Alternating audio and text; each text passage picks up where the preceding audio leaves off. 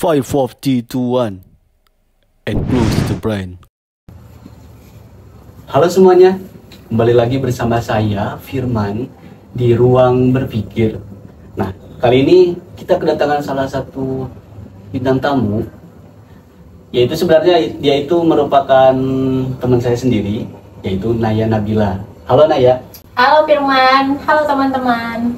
Nah, di sini kita akan bahas sesuatu nih Nay. Nah, yaitu tentang sesuatu yang memang sering kita lihat dalam kehidupan sehari-hari, sering kita temukan dalam kehidupan sehari-hari, yaitu tentang bahasa.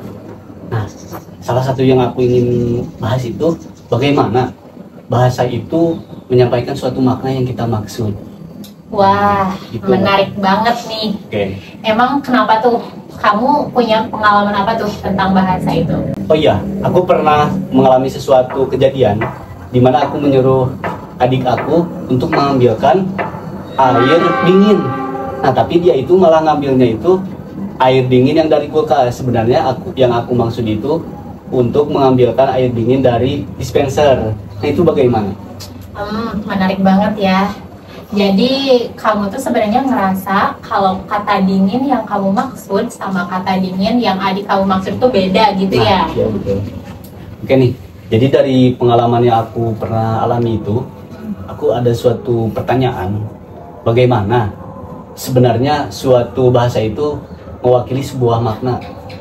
Nah, kalau dari ada ya satu teori klasik dulu, seorang filsuf tuh menyatakan teori korespondensi, yang mana bahasa itu dianggap seperti cerminan dari sebuah dunia kenyataan, dari kenyataan gitu loh. Jadi misalnya kata kucing itu menggambarkan hewan atau memaknakan gitu ya, memaknakan hewan berbulu yang hidup, dan kata lapar itu bisa menggambarkan sensasi perut yang kosong gitu loh. Jadi intinya bahasa itu cuma menggambarkan kenyataan yang ada. Masuk akal sih, cuma kalau misalkan kita sebut aja kata cinta atau keadilan, nah kedua kata tersebut memang tidak mempunyai suatu bentuk fisik. Nah, itu bagaimana maksudnya? Nah, pertanyaan ini bagus banget nih. Yang mana pertanyaan itu kan termasuknya pertanyaan abstrak gitu kan ya. Iya. Nah, pertanyaan itu tuh mengundang para filsuf untuk berpikir ulang mengenai bahasa. Yang mana ada nih salah satu seorang filsuf dari Austria yang banyak ngomongin soal makna. Austria, kalau nggak salah Wittgenstein bukan? Nah, betul banget itu. Oh iya, kalau kita berbicara tentang Wittgenstein, dia itu dari segi pemikirannya memang rumit banget ya. Apakah itu betul? Betul banget, tapi kita bisa sederhanain kok pikirannya tuh. Jadi awalnya filsuf tersebut berpikiran bahwa bahasa itu bisa menggambarkan makna, tapi dia pun berubah pikiran dan meralat bahwa bahasa itu bukan hanya menggambarkan makna, tapi juga menggambarkan sebuah tindakan. Oh bentar, makna dan tindakan. Maksud tindakannya itu gimana? Jadi nih contohnya tuh ketika kamu bilang janji, itu bukan hanya sekedar janji, bukan hanya sekedar ucapan saja, melainkan itu tuh menggambarkan gimana sih caranya kamu tuh untuk menepati janji itu gitu.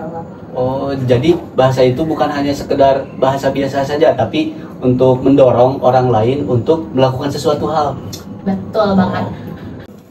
Wittgenstein juga bilang kalau setiap kelompok orang tuh punya permainan bahasanya masing-masing, yang mana kita semua pakai bahasa sesuai dengan konteks.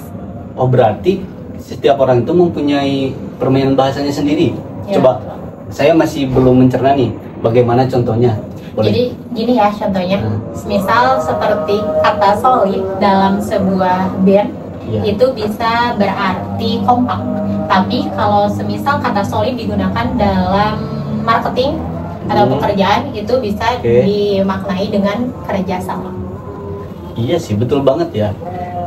Sebenarnya kadang kita itu sering lupa bahwa setiap orang itu mempunyai permainan bahasanya masing-masing ya.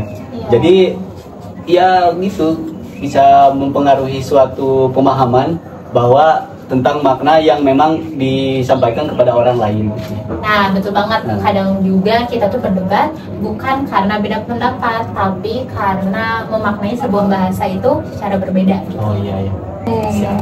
dari semua hal yang udah kita omongin tadi.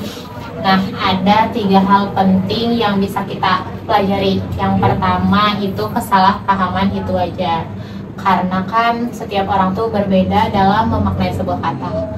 Yang kedua itu bahasa membentuk realitas, karena bahasa itu menggambarkan pikiran seorang penutur. Nah, yang terakhir adalah bahasa dipakai untuk mempengaruhi. Wah, gokil sekali ya, ini pembahasannya sangat dalam sekali. Makasih ya, Nay. Jadi teman-teman semua harus peka terhadap kata-kata ataupun bahasa dari teman-teman sekitar kita, bahwa mereka itu punya gaya bahasa sendiri untuk memaknai ataupun mengujarkan sebuah kata-kata terhadap orang sekitarnya begitu. Oke, sebelum ditutup nih, aku ingin coba simpulin tapi dari contoh. Misalkan ketika ada teman nih, dia itu bilang aku lapar. Nah, itu bisa jadi dia itu memberikan kode kepada kita bahwa dia itu mengajak kita untuk makan bareng, ataupun dia meminta perhatian untuk dibelikan makan. Nah, jadi pada intinya suatu kata itu, kata lapar tersebut bukan hanya kata biasa, tapi ada konteks maupun makna tersirat di dalamnya, gitu kan? Persis banget. Nah, jadi sebuah bahasa tuh bisa dibangun antara pembicara dan pendengar, bisa hidup, bisa berkembang dalam konteks pembicaraan gitu. Wah, pembahasan kita kali ini sangat dalam banget ya. Jadi kita itu harus bisa sadar terhadap pemilihan kata supaya bisa menyampaikan makna yang baik kepada teman-teman sekitar kita.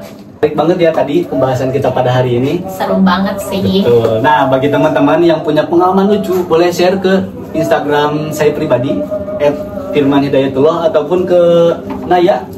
Boleh Instagram aku @nayanabila_NAYANBILA_. Nah, nanti kita bisa bahas di podcast selanjutnya. Ruang Pikir, tempat kita ngobrol santai tentang hal-hal yang bikin mikir. Oke, terima kasih Naya. Terima kasih. Sampai jumpa.